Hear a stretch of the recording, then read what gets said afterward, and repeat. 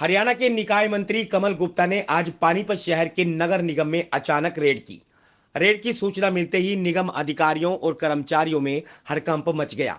Red की किसी को भनक न लगे, इसलिए मंत्री सरकारी वाहन की जगह निजी वाहन से निगम कार्यालय पहुंचे। रेड के दौरान मंत्री को एक ब्रांच पर ताला लगा मिला, जिसका उन्होंने कारण पूछा। संतोषजनक जवाब न मिलने पर उन्होंने ब्रांच के खुलने का समय का ब्यौरा मांगते हुए उसमें कार्यरत कर्मचारियों की सूची मांगी। इसके बाद नगर निगम कमिश्नर के कार्यालय पहुंचे, जहां बैठकर उन्होंने निगम से संबंधित तमाम रजिस्टर चेक किए, जिसमें हाजिरी रजिस्टर, पेंडेंसी रजिस्टर आदि शामिल थे। हाजिरी रजिस्टर में एक एक करके सभी के नाम बोलकर उन्होंने अटेंडेंस ली। इस दौरान उन्होंने आउटसोर्सिंग के तहत गैर हाजिर पाए गए 4 कर्मचारियों को विभिन्न अनियमितताओं के चलते सस्पेंड कर दिया। हालांकि मंत्री ने सस्पेंड के 2 ही कर्मचारियों का नाम उजागर किया, लेकिन मीडिया बाइट में उन्होंने 4 कर्मचारियों के सस्पेंड किए जाने की पुष्टि की। इसके अलावा समय पर नहीं आए करीब 12 कर्मचारियों की भी उन्होंने गैर हाजिरी लगाई। अटेंडेंस रजिस्टर चेक करने के दौरान मंत्री को एक बड़ी बात हाथ लगी। जब उन्होंने रजिस्टर पर लिखे मनप्रीत नाम के कर्मचारी की हाजिरी बाबत आवाज लगाई, तो जवाब में वहां खड़े निगम के कर्मचारियों ने बताया कि मनप्रीत मेयर अवनीत कौर के साथ रहते हैं। मेयर शिमला गई है। मनप्रीत सुबह हाजिरी लगाकर मेयर के साथ ही शिमला घूमने गया है, जिस पर मंत्री ने हैरानी जताई और कहा कि जिस कर्मचारी की तनख्वाह निगम में काम करने की एवज में सरकारी खाते से जा रही है, वह निजी तौर पर मेयर के साथ घूम रहा है। यह कतई बर्दाश्त नहीं होगा।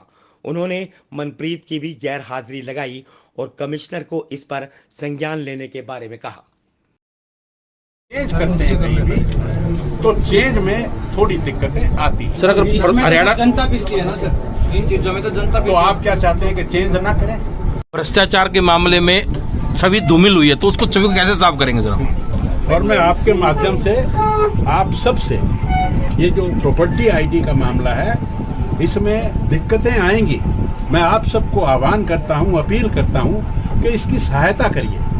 कुछ भी गलतियां हैं, कुछ लोग जो जानबूझकर कर रहे हैं उनको हम सजा देंगे, ये निश्चित है। लेकिन इस सिस्टम को ठीक करने के लिए एक चीज को जो पिछले 74 साल से जिसमें दिक्कतें आ रही थी, जिसमें हमारे पास 42 लाख लोगों में से केवल 16 लाख लोग टैक्स दे रहे थे, आज हमने 26 लाख लोगों को और टैक्स के लिए ढूंढा है। तो ये कोई छोटी बात नहीं है, लेकिन इसमें समय लगेगा। इस पोर्टल बनाए हैं और अभी हमारी जो जनरेशन है ये मोबाइल को और कंप्यूटर को यूज करने की आदी नहीं है, इसलिए हमें उसमें दिक्कत आएगी। लेकिन पूरा विश्व बदल रहा है, हम सब लोगों को जो आने वाली जो जनरेशन है वो तो समझ जाएगी। अब मेरे जैसा जो मेरी उम्र का आदमी है, मेरी आयु 70 साल की है, तो मेरे जैसे को दिक्कत आती है। तो आज क्योंकि इस सिस्टम के हम आदी नहीं हैं, लेकिन आने वाले समय में हमें आदी होना पड़ेगा, होना चाहिए।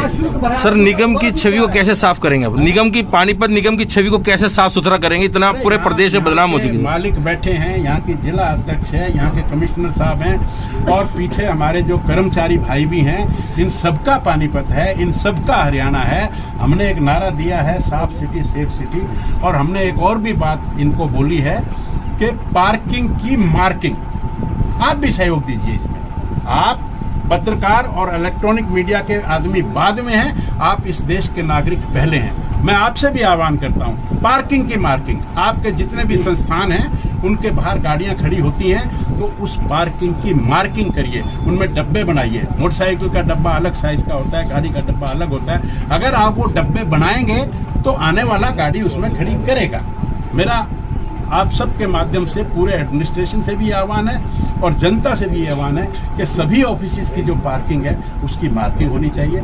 सभी पार्क्स जो है, पार्क्स के बाहर जो गाड़ियां खड़ी होती हैं उनकी भी मार्किंग होनी चाहिए। हम मार्किंग बनाएंगे तो आने वाला गाड़ी उसमें खड़ी करे। शमशान घाट है, उनकी भी पार्किंग की मार्किंग, कितने कम्युनिटी सेंटर हैं उनकी भी पार्किंग की मार्किंग, और जितनी प्राइवेट जितनी भी पार्किंग हैं, सिनेमा थिएटर के पास होती है, स्कूल में होती है, कॉलेज में होती है, ये सब जगह पार्किंग की मार्किंग, इसको अभियान लेकर और हमें ये काम करना चाहिए। पार्किंग की मार्किंग होगी तो शहर साफ भी लगेगा, और सेफ भी हो जाएगा, क्योंकि पूरी सड़क आवागमन के लिए उनको मिलेगी। तो मेरा आप सब भी इसका आप प्रचार प्रसार करिए। अब तो आप स्वतंत्र हैं अपनी तरह से सोचने के लिए। सरकार तो गवर्नमेंट है, और जो मिनट मिनट में गौर करे उसी को सरकार कहते हैं। हमें जब लगेगा कौन व्यक्ति कहाँ ठीक है, कौन नहीं है, किसको कैसे रखना है, ये हम देखें। सब डिवीजन लागू कर देगी है सर, क्या कहना है इस पर? आई नहीं ना, रहे हैं उनका रिकॉर्ड यहाँ दर्ज अपडेट नहीं रखा जाता। इस बारे में आप हम देखेंगे, कोई ऐसा है तो हमारे संज्ञान में लाए। कल बहुत ही बेहतरीन तरीका है ये जो माननीय मुख्यमंत्री जी ने इसको इजाद किया है। मैं ये कहूँगा कि पूरे प्रदेश में शहरों में डिमांड रजिस्टर में 29 लाख प्रॉपर्टियाँ थी, 29 या 30 लाख कह दीजिए आप, और 30 लाख में से भी जो पिछले सिस्टम थे उसमें लगभग 16 लाख लोग टैक्स देते थे। और हमने जब 2.5 साल पहले इस कंपनी को कहा, हमने इसको कहा कि एक एक इंच ज़मीन को नापो, कौन सी ज़मीन किसकी है ये पता करो। तो इसने जो सर्वे किया, ड्रोन से किया, डिजिटलाइजेशन से किया, पिछले रजिस्टरों से किया, उसमें ये 42 लाख कुछ हजार प्रॉपर्टी हो गई। अब इसमें अरे भाई बोल तो लेने दो मेरे को यार, या तो सामने आ जाओ, ऐसे तो अच्छा नहीं लगता ना। आप ऐसे आप सामने आइए, सामने हाँ, तो उनको बोलने दो। 42 लाख प्रॉपर्टी हैं। अब इनका हम सर्वे करवाएंगे। अभी इस कंपनी ने हमें ये जो डाटा है ये सबमिट नहीं किया है, इसको अभी तुरंत हमने बोला है ये हमको सबमिट कराएगा। उस सबमिट में हम वेरीफाई करेंगे, और वेरीफाई करने के बाद अगर ये इसका कोई डेफिनेट परसेंटेज है, उस परसेंटेज से ज़्यादा अगर गलतियां निकली तो हम इसको सज़ा भी देंगे। सज़ा किसी भी रूप में हो सकती है। और जब ये डाटा पूरा बन जाएगा, जब ये तो इतिहास बदलने की बात है, और इतिहास बदलने में समय लगता है और दिक्कतें भी आती हैं। हमने शुरू में राशन कार्ड को हमने ऑनलाइन किया, तो शुरू में सिस्टम को बदलने में हमेशा समय लगता है, त्रुटियां भी होती हैं, उसमें काफ़ी खामियां भी होती हैं। उन सब को हम दृढ़ निश्चय है सरकार का कि उसको हम लागू करेंगे।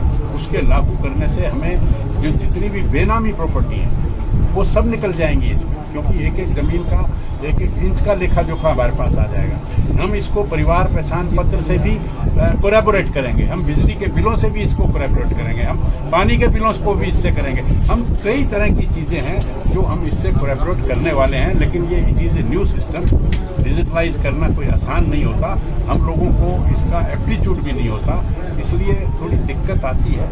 और फिर कुछ लोगों का मन भी नहीं होता, कंपनी भी कई दफ़ा ख़राब होती है, हमारे कर्मचारी भी खराब होते हैं, उन सबको सेट करने में समय का काम पहले भी मैंने किए हैं। और हम इलेक्ट्रॉनिक के माध्यम से भी ई निरीक्षण करते हैं। 9:02-3 पर हम लैंडलाइन पर फ़ोन करते हैं डीएमसीज को, और फिर वहाँ के स्टाफ की जानकारी लेते हैं। 3-3, 4-4 जिलों का ये काम करते हैं। तो आज मैंने सोचा कि पानीपत में आप सब लोगों के दर्शन किए जाएं, तो इसी निमित्त में यहाँ आया हूँ। और हम ये चाहते हैं कि हमारा जो डिपार्टमेंट है वो सही चले, पंचुअल रहे, काम पूरे हों, और शहर की जो सफाई है या कुछ भी है वो ठीक प्रकार से हो। इसी नीति के तहत मैं यहाँ आया था, और मैंने ये कुछ चेक किया है, और कुछ की चेकिंग को तो आपने शायद रिकॉर्ड भी कर लिया होगा। जो भी कल्पित लोग हैं उनके खिलाफ सख्त से सख्त एक्शन लेंगे हम, और सुचारू रूप से सरकार का काम चले, इसलिए हम प्रतिबद्ध हैं और ये हम काम करेंगे। कितने कर्मचारी एब्सेंट पाए गए और कितने सस्पेंड किए सर? हिसाब किताब लगाना थोड़ा मुश्किल है, उसमें समय लगेगा। मैंने कमिश्नर साहब को, जिसको हम डिस्ट्रिक्ट म्यूनसिपल कमिश्नर भी बोलते हैं, उनको कहा है कि ये सारी रिपोर्ट बनाकर हमें विदिन 48 आवर्स हमें भेजें, तो उसके बाद लेखा जोखा। सर सस्पेंड कितने किए हैं बता दीजिए? ये भी गिनती तो मैं नहीं बता सकता, 3-4 लोग। कमिश्नर साहब बताना सब।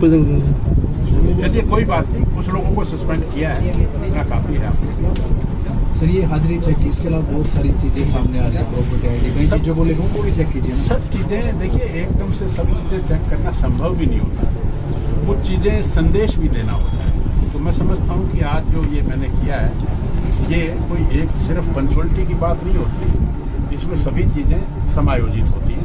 सब चीज़ों को हम चेक कर रहे हैं, करेंगे। सर जब आप आए ताला लगा हुआ था ऑफिस में, कौन कौन से ऑफिस में ताला लगा हुआ नहीं, एक मुझे बताया गया था कि अकाउंट ब्रांच में कोई नहीं आया, तो उसका हमने संज्ञान ले लिया है, एक्शन होगा। सर जिन कर्मचारी जो अधिकारियों मंत्रियों के घर या नेताओं के घर जाते हैं काम करने, उनके लिए बिल्कुल गलत है, हम उस पर एक्शन लेंगे, हम उसको विड्रा करेंगे। सर निकाय जिनके घर जाते हैं उन पर भी एक्शन होगा, देखेंगे ना। अगर वो यहाँ का ऑफिसर है। मंत्री जी, यहाँ का भ्रष्टाचार के कुछ है, आरोप तो लगा उसको भ्रष्टाचार के आरोप लगा के एक पार्षद ने इस्तीफा दिया था यहाँ पे नगर निगम में भ्रष्टाचार है प्रॉपर्टी आईडी को लेकर। हाँ हाँ, उस पर क्या कहना? देखिए, आप कोई भी, मेरा खुला आप सबको आह्वान है कि आपके संज्ञान में अगर कोई भ्रष्टाचार का केस आता है, आप लिखकर सीधा मुझे दीजिए, मैं उसकी इंक्वायरी कराऊंगा और जो भी उसमें दोषी होगा उस पर एक्शन। सर विधायक ने तो इस्तीफा दे दिया, अभी तक उस पर भी कोई संज्ञान नहीं लिया गया। कौन से विधायक ने? पार्षद